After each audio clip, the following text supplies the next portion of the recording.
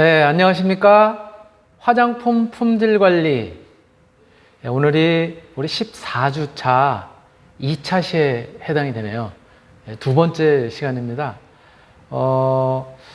우리 화장품 품질 관리, 우리 오늘 이 시간에는 주로 이제 여기 그림에서 보시는 것처럼 이렇게 미생물과 관련된, 즉, 화장품이 미생물 오염이 돼서 그래서 어떤 품질을 갖다가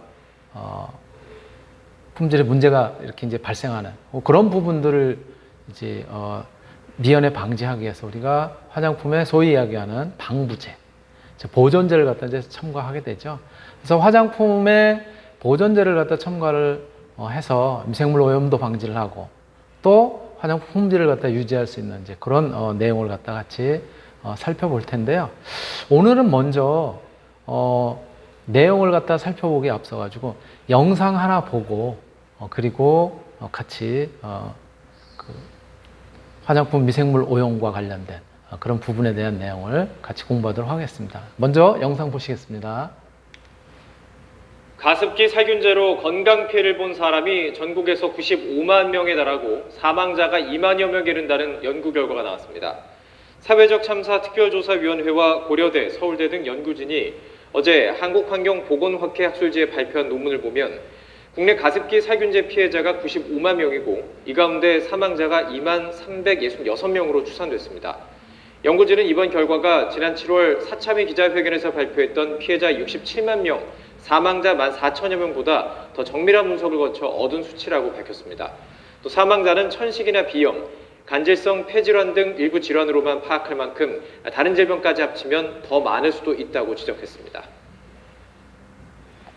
네, 오늘 화장품의 미생물 오염에 대한 이야기를 여러분들하고 같이 살펴본다고 했는데 왜 갑자기 가습기 살균제 얘기가 나올까? 조금 의아스럽기도 하죠. 그런데 이것이 굉장히 밀접한 관련성을 가지고 있다. 또 가습기 살균제에 사용이 됐었던 그러한 성분들, 이런 것들이 화장품에서도 마찬가지 발견된 그러한 이제 사례들이 있어서 오늘 먼저 가습기 살균제에 대한 그런 영상을 갖다 여러분들하고 같이 보면서 이제 시작을 하게 됐습니다. 자, 요 가습기 살균제, 먼저 이 가습기 살균제라고 하는 것이 무엇인지, 요 가습기 살균제는 요 자료에도 여러분들한테 이렇게 이제 보여드리고 있지만은 2000년 이후에 우리 가정 그리고 사무실 또 공공장소 가릴 것 없이 특히 이제 겨울 같은 경우에 이제 건조한 그런 이제 실내 공기를 갖다가 조금 수분을 갖다 공급하기 위해서 가습기가 이제 널리 사용이 되기 시작했어요. 그러면서 실제 이제 가습기를 사용하는 과정에 이게 꼭 물때도 끼기도 하고 또 그 물을 가끔 이렇게 청소하면서 보면은 세균 같은 경우도 있고 곰팡이라든가 이런 것들 때문에 어떤 심리적으로 또는 어떤 청결 이런 데 대해 관심을 갖다 가지는 사람들이 위생 부분에 있어서 조금 더 관리를 한다라고 하는 측면에서 이 가습기 살균제를 갖다가 이제 활용을 하게 됐던 것이죠. 그래서 이렇게 물을 채운 가습기에다가 세균의 번식을 갖다가 방지하는 그런 차원에서 가습기 살균제를 갖다가 한 알 정도 이렇게 턱 집어넣거나 또는 소량 이렇게 첨가를 하게 되면 그러면은 요것이 이제 물에 미생물 번식이라든가 이런 것들도 이제 방지를 하게 됐고 또 물때도 이렇게 이제 안 생기게 되고 이제 그러한 의도에서 이제 사용이 됐었던 거죠. 요거의 대표적인 걸로 옥시레킷 벤키저라고 하는 이것이 이제 2001년 이후에는 이제 이렇게 이제 이름이 변하게 된 그런 이제 제품인데요. 옥시싹싹 가습기 당번 이러한 이제 제품들이 출시가 되면서 마트라든가 이런 데서 여러 가지 유형의 제품들이 판매되기 시작했어요. 그때 판매되기 시작했었던 제품들이에요. 옥시싹싹, 가습기 살균제, 또 여러 가지 유형들의 이제 제품들이 판매가 됐었던 것들이죠. 자, 이렇게 판매가 된 것까지는 좋은데, 그런데 이게 제일 처음 개발이 됐었던 것은 1994년 11월 6일이에요. 1994년 11월 6일에 요게 이제 그 매일경제신문에 났었던 기사인데요. 11월 6일자 신문 기사에 국내 회사에서 처음으로 가습기 살균제를 개발했다라고 하는 이제 기사가 이렇게 이제 등장을 하게 됐고요. 유공, 그 당시는 유공인데 지금은 이제 SK죠. 예, 여기에서 독성 실험 결과 인체에 전혀 해가 없다라고 하는 그런 요 제품을 갖다 개발했었던 이제 회사의 광고까지 이렇게 뭐 광고성 기사라고 그럴까요? 이렇게 이제 등장을 했었던 것이죠. 그런데 요게 시판이 되고 나서 이제 당장에는 별로 문제가 없었던 듯이 보였어요.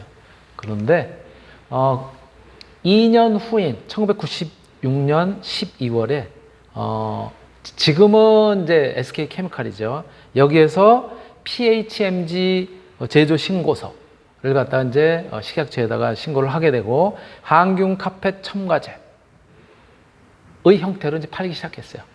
또 작업 시에 가능하면 노출은 피하는 것이 좋겠다라고 이제 신고가 됐고요. 97년 3월에는 환경부에서 요 PHMG라고 하는 요 물질을 갖다가 심사를 했더니 유독물에 해당이 안 된다라고 또 고시를 한 거예요. 그런데 이것이 이제 2000년대에 들어가서 이제 문제가 생기기 시작했던 거고요. 2000년에는 옥시라고 하는 회사에서 PHMG를 갖다가 이제 원료로 사용한 그런 이제 가습기 살균제를 갖다 출시를 하게 됐었던 것이고요. 이것이 2011년 4월에 드디어 이제 문제가 터지게 됩니다. 2011년 4월에 서울의 한 대학병원의 중환자실에서 급성 호흡 부전을 갖다가 주 증상으로 하는 증상의 환자가 이제 입원을 하게 된 거예요. 그랬는데 폐렴 증상도 있었고요. 또 개중에는 또 임산부 환자들도 입원을 갖다 이제 막 하게 되고, 요거를 계기로 뭐 요것이 첫 번째 신호탄이 되었다고 그럴까? 이제 그런 형태죠. 결국은 병원에서 산모가 4명이 이제 사망을 하게 되고, 뭐 이러한 것들이 이제 그 사회 문제화가 이제 되고, 그래서 질병관리본부에서 역학조사를 갖다 이제 하게 됩니다. 그리고 2011년 8월에는 또 원인 미상의 폐 손상으로 인해서 그래서 이제 사망을 한 그런 조사 결과가 가습기 살균제, 소위 이야기하는 세정제죠. 요것으로 추정된다는 중간 조사를 갖다가 발표를 하게 됩니다. 보건복지부가. 그리고 2011년 11월에는 보건복지부 역학조사, 그리고 동물의 흡입 실험 결과, 이런 것들을 바탕으로 해서 가습기 살균제의 유해성이 입증됐다라고 하는 그런 결과를 갖다가 발표를 하게 됩니다. 여기에 그래서 옥시레킷 벤키저, 그리고 롯데마트나 홈플러스에서 출시를 했었던 여러 가지 가습기 살균제의 6 제품들이 판매 중단하게 되고 이제 회수를 하게 됩니다. 이게 이제 본격적인 우리가 가습기 살균제 사태, 가습기 살균제 사건으로 비화하게 되는 것이죠. 자, 이러한 가습기 살균제 그간에 이제 개발되고 그리고 피해가 일어난 이러한 것들을 갖다 이제 추적을 해보면 1994년 9월에 유공, 이것이 이제 향후에는 이름이 바뀌어가지고 SK 케미칼로 이제 이름을 바뀌게 되는데 가습기 메이트라고 하는 이러한 이제 제품을 갖다 이제 개발하게 되는데, 여기에 포함되어 있는 물질이 뭐냐면은 CMIT 또는 MIT 이러한 물질이었어요. 이것이 사실은 유해성이 있다고 하는 것을 이 회사에서도 모르는 바는 아니었었어요. 유해성이 있다, 있을 수 있다, 가능성이 있다라고 하는 부분은 알고 있었던 거죠. 이것을 1994년 10월에서부터 12월까지 유해성 실험을 갖다가 진행을 했고 그 결과 유해성이 의심된다라고 하는 것을 사람들이 분명히 알고 있었어요. 그럼에도 불구하고 1994년 11월에 가스키 메이트라고 하는 이런 제품을 갖다 이제 출시를 했던 거죠. 그리고 이어서 2000년부터 2002년까지 SK케미칼 애경산업에서 유해성을 인지를 했음에도 불구하고 제품을 갖다 이제 팔았던 거죠. 그리고 조금 전에 보셨던 것처럼 2011년 4월에 원인 불명의 폐질암 환자들이 대학병원에 입원을 하게 되고 이것이 이제 연이어서 줄줄이 입원을 하게 되고 그 중에 사망자가 이제 발생을 하게 되는 것이죠. 그리고 2011년 11월에는 가스키메이트 및 가스크 살균제 이것을 갖다가 판매를 갖다 중단시키고 그리고 이제 회수를 하게 된 것이죠. 그런데 무려 이렇게 1994년에 가스키메이트가 출시가 되고 2011년에 판매 중단 회수를 되는 17년간에 걸쳐 가지고 어느 정도 팔렸냐면 980만 통이 팔렸답니다. 상품이 980만 통이 이제 팔리게 되고 조금 더 이제 뒤지만은 계속 조사 그 다음에 이제 어떤 뭐 검찰의 조사 이런 것들을 통해서 계속 진행되는 과정에 이제 피해자 신고를 갖다 받게 되는데요. 2020년 9월 16일에 피해자 신고를 한 6,867명 신고를 한 사람들이에요. 안 한 사람들도 꽤 있었던 거죠. 아까 맨 처음에 봤었던 그 기사에 따르면 그건 2020년도에 이제 그 기사인데요. 그거에 따르면은 자기가 가습기에 의해서 이런 피해를 갖다 받고 있는 건지 몰랐던 사람도 그 이후에 계속 지속해서 신고를 하게 됩니다. 2020년 9월 16일 기준 피해자 신고를 한 6,867명 중에 1,561명이 사망을 이미 했어요. 이것으로 인해 가지고. 이렇게 이제 심각한 상태에 이르게 됐었던 것이죠. 자, 그리고 2012년 2월에 동물 실험 결과 발표하고 가습기 살균제 중에서 PHMG라고 하는 폴리헥사메틸렌 구아니딘 인산염, PGH라고 하는 염화 에톡시 에틸 구아니딘의 독성이 이제 확인이 됐고 이걸로 인해 가지고 제조사에게 과징금을 갖다 부과를 하게 되고요. 2013년에는 가습기 살균제 피해 규제를 갖다 국회에서 결의를 하게 됩니다. 그리고 2013년 7월부터 2014년 4월까지 또 2014년 7월부터 2015년 4월까지 두 차례에 걸쳐서 가습기 살균제에 의한 피해자를 갖다 조사를 하게 됩니다. 그리고 2015년에는 3차에 걸쳐가지고 피해 조사를 갖다 마치고 총 1,528명이 이제 피해를 입었다라고 이제 추정을 했었던 거죠. 그리고 12월 31일로 신고를 갖다 마감을 하게 되는데 이게 마감을 하고 끝난 게 아니에요. 그 이후에 2016년에도 다시 언론 매체들이 주목을 하기 시작하면서 4차 피해자 조사가 이제 시작이 되고요. 또 가습기 살균제 성분으로 CMIT, MIT 원료가 들어간 헤어 제품이라든가 치약 이런 것까지 이제 논란이 번지게 됩니다. 이렇게 들불이 번지듯이 막 이제 사태가 확대가 되게 되는 것이죠. 굉장히 이제 심각한 그런 이제 사태로 발전을 하게 됐는데요. 가습기 살균제에 의한 피해 신고예요. 피해 신고가 1차 조사, 2차 조사, 3차 조사까지만 해도 뭐 한 1,000명 정도? 이런 정도였었는데 다시 2016년에 매스컴에서 이제 발표를 하게 되고 그동안의 어떤 이제 그 진행 과정도 이런 것들을 발표를 하면서 2016년에 4차 조사 때는 갑자기 늘어나게 되죠. 그쵸? 나도 가습기 살균제 피해를 갖다 받은 것 같다. 라고 해서 막 신고를 하게 되면서 폭발적으로 증가를 하게 됩니다. 그리고, 이거는 2020년 9월 16일까지의 통계인데요. 그때까지 6,867명이 피해 신고를 갖다 이제 하게 되고요. 그 중에 사망자가 1,561명, 61명이죠. 생존자가 5,310명, 6명. 그래서 전부 가습기 살균제에 의한 피해 신고 상황이 6,867명으로 2020년 9월 16일까지 이렇게 이제 보고가 됐었던 거죠. 이렇게 많은 사람들이 이제 그 중에는 사망자들도 1,000명이 넘는 그런 이제 사망자들을 갖다가 이렇게 이제 신고를 통해서 확인이 됐었던 그런 내용들이죠. 예. 가습기 살균제 아직도 지금 진상 조사가 다 이루어지지 않고 있는데요. 이런 가운데 식품의약품안전처가 가습기 살균제에 사용된 화학물질이 들어가 있는 이번에는 치약입니다. 치약을 회수한다고 밝혔습니다. 아모레퍼시픽이 제조한 제품으로 모두 11개 종류라고 하는데요. 박기현 기자가 전해드립니다.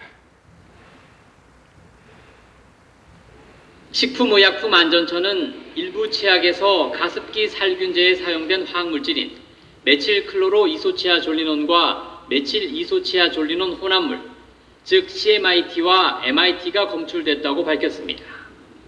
식약처는 이 치약들에 대해 회수 조치에 들어갔습니다. 회수 대상은 메디안 프레시 포레스트 등 메디안이라는 이름이 들어간 6종과 그린티스트 치약 등 모두 11종으로 제조사가 모두 아모레퍼시픽 한 곳인 것으로 확인됐습니다. 이 중 단종된 본초 연구 잇몸 치약을 제외하고는 모두 시중에 유통되고 있습니다. 아모레퍼시픽은 이에 대해 치약 원료를 공급업체에서 납품받아 제조했는데 여기에 CMIT와 MIT가 들어있었던 것으로 보인다고 해명했습니다. 일부 대형마트에서는 매대에서 해당 제품들을 철수하고 있습니다. 11개 제품에는 문제 화학물질이 0.0022에서 0.0044ppm 함유된 것으로 나타났으며 양치한 후 입안을 물로 씻어내는 치약 제품의 특성상 유해성은 없다고 식약처는 설명했습니다. 미국에서는 치약의 보존제로 CMIT나 MIT를 자유롭게 사용할 수 있고 유럽에서는 이 성분을 최대 15ppm까지 사용할 수 있게 규정되어 있습니다. 그러나 국내에서는 치약 보존제로 사용할 수 있는 물질 목록에 이 성분들이 들어있지 않습니다. 해당 치약을 구매한 소비자는 구입처에 반품하라고 식약처는 덧붙였습니다. YTN 박기현입니다. 이런 그 기사들이 또 등장을 하게 된 거예요. 아모레퍼시픽 하면 우리나라에서 그래도 아주 굉장히 커다란 화장품 제조회사이면서 화장품뿐만이 아니라 지금 이제 기사에 나왔었던 것처럼 치약이라든가, 그렇죠? 또는 샴푸라든가 이렇게 생활용품류로 분류가 되는 이러한 제품들도 만들어내는 이제 회사였었는데 여기에 가습기 살균제에 쓰였었던 그런 CMIT, MIT라고 하는 성분이 검출이 됐다라고 하는 방송 보도가 있었고 또 그와 관련된 제품들의 회수와 관련해서도 기사에 뜨고 그러니까 사람들이 당연히 불안할 수밖에 없는 것이죠. 그래서 이제 모든 제품은 CMIT, MIT가 들어가 있는 그런 제품을 회수하는 사건이 2016년에 또 있게 되는 거예요. 즉 가습기 살균제에 의한 피해 조사가 한창 진행이 되고 또 그걸로 떠들썩했었던 그런 이제 사회 분위기 속에서 이런 것들이 또 문제가 이제 터지게 된 것이죠. 그러니까 자라보고 놀란 가슴, 소뚜껑 보고도 놀란다고 소비자들이 여기에 대해서 관심을 가지지 않을 수가 없는 거죠. 그래서 화장품 업계에서는 굉장히 아주 커다란 그런 이제 사건이었었던 것이죠. 예. 그런데 여기에 사용이 됐었던, 바로 살균제, 또 이 방부제, 이러한 성분들, 이러한 이제 성분들은 아까 가습기 살균제에서 살펴보았었던 것처럼요, PHMG 그리고 PGH라고 하는 것이 당초의 가습기 살균제에 들어갔었던 성분들이에요. 이 두 가지 성분이 문제가 됐었던 거예요, 초기에. 그리고 그걸로 인해 가지고 호흡기에, 폐의 이런 문제로 인해 가지고 대학병원에 실려가고 거기서 치료를 받던 중에 이제 사망자가 발생하고. 근데 바로 이렇게 PHMG나 PGH라고 하는 요거는 살균제나 부패 방지제로 흔히 사용이 되는 구아니딘 계열의 구아니딘 계열의 화학 물질인 거죠. 이렇게 두 가지. 구조는 저렇게 생겼어요. 예. 구조는 이제 이렇게 이제 생겼고, 요 물질들이 요거 이외에 아까도 말씀드렸던 것처럼 CMIT, MIT라고 하는 이제 물질, 예. 그런 살균제에 비해서 피부라든가 또는 경구, 섭취했을 때, 예. 이러한 그 독성이 사실은 5배 내지 10배 정도가 적어요, 독성은. 독성 자체는. 그러면서도 살균력이 뛰어나고 또 물에 잘 녹는 그런 이제 특징을 갖다가 가지고 있단 말이에요. 그렇기 때문에 이러한 물질들을 가습기 살균제뿐만이 아니라 물티슈라든가 부직포 이런 것들의 이 방부제로서 예, 포함해서 그래서 이제 제품을 갖다 판매를 하고 그러한 제품들이 시중에 유통이 되고 이제 그랬었던 거죠. 이러한 PHMG나 PGH와 같은 이러한 성분들이 들어가 있는 그런 제품들이에요. 여기 옥시 싹싹, 뭐 뉴 가습기 당번 액체 상태로 되어 있고요. 예, 한빛 화학에서 이제 제조한 그런 제품들이라든가 세퓨 가습기 살균제, 버터플라이 팩트라고 하는 데서 만드는 거. 또 와이즐렉 가습기 살균제, 이거 용마산업이라고 하는 회사에서 만든 거. 또 홈플러스 가습기 청정제. 예. 이름은 홈플러스에서 판매를 했기 때문에 홈플러스라고 하는 이름이 붙었지만은 실제로 용마산업에서 이제 만드는 거예요. 또 아토 오가닉 가습기 살균제. 이거는 아토 오가닉이라고 하는 그런 제조사에서 만드는 거고요. 또 가습기 클린업, 예. 글로앤엠이라고 하는 이런 회사에서 만든 이런 다양한 이런 그 제품들이 결국은 포함되어 있는 가습기 살균제 성분이 PHMG, 또 PGH 이러한 성분들이었던 거죠. 이러한 성분들이 들어가서 가습기 살균제로서 이제 작용을 했었던 건데요. 예. 이게 결국은 결과적으로는 이제 인체에 심각한 피해를 주는 그런 상태로 이제 번지게 된 것이죠. 또 요거 이후에 바로 이제 PHMG나 PGH를 대신해서 CMIT, MIT라고 하는 그런 이제 방부제, 보존제죠. 이런 성분들을 갖다 포함한 그런 이제 제품들이 등장을 하게 되는데 바로 이 CMIT, MIT라고 하는 요 성분이 이제 화장품에까지 예, 어떤 소비자들이 긴장을 하게 된 그런 이제 계기를 만들어준 것인데요. 이 CMIT라고 하는 것은 메틸 클로로 아이소티아졸리논이라고 이제 표현하기도 하고요. 또는 5-chloro 2-methyl isotiazole 3,2H1이라고 하는 이런 형태로 되어 있어서 CMIT. 그래서 5-chloro methyl isotiazole 리논 뭐 이런 의미로 CMIT로 줄여서 쓰기도 합니다. 저 위에 메틸 클로로 아이소티아졸리논 이랬으면 MCI 뭐 T 이렇게 썼어야 될 텐데 여기 밑에 원료명 형태로 써가지고 CMIT로 이렇게 이제 불렸고요. 그리고 MIT라고 하는 것도 거의 구조가 지금 비슷하죠. 저기에는 염소가 이제 하나 더 붙어 있는 형태고 여기에는 염소가 지금 빠져 있는 형태죠. 그래서 이것은 메틸 아이소티아졸리논이라고 하는 이제 물질이고 이것은 MIT 이렇게 이제 줄여서 표현합니다. 그래서 2-methyl 4-isotiazole 3,2H1이라고 하는 이러한 형태로 되어 있는 이제 물질들인데 요 CMIT 그리고 MIT라고 하는 것은 아까 말씀드렸었던 가습기 살균제에만 쓰이는 것이 아니라 아까 매스컴 보도도 있었죠. 그쵸? 거기에 보도에서 보신 것처럼 치약, 그리고 구강청결제, 또 화장품, 또 샴푸 이런 것들의 보존제, 즉 방부제 용도로도 널리 사용되고 있었던 거예요. 그러니까 이 화장품 업계들이 긴장을 하지 않을 수가 없는 거죠. 우리 화장품에도 혹시 이러한 제품류들이 사용되지 않았을까? 자라보고 놀란 가슴 소뚜껑 보고도 놀란다고 화장품에서 이런 것들이 이제 어떤 소량의 농도라도 발견이 되면 이제 큰일 나는 거죠. 근데 이러한 CMIT나 MIT 경우에 이 물질들은 피부 그리고 눈의 부식성이라든가 피부 과민성 이러한 증상을 갖다 이제 나타내게 돼요. 그리고 수생 환경, 수생 환경에 즉 물에 이제 하천이라든가 강물 이런데 CMIT, MIT가 이렇게 혼입이 돼서 들어가게 되면은 굉장히 유해한 그러한 이제 특성을 갖다가 나타내는 걸로 그렇게 이제 알려지게 된 것이죠. 이렇게 CMIT, MIT가 들어가 있는 것이 아까 보셨던 치약에도 있었고요. 또 샴푸, 구강청결제 이런 데서 이제 발견이 됐었고 당초에 이러한 이제 성분들이 가습기 살균제 이제 들어가 있었던 제품은요. 이러한 제품들이에요.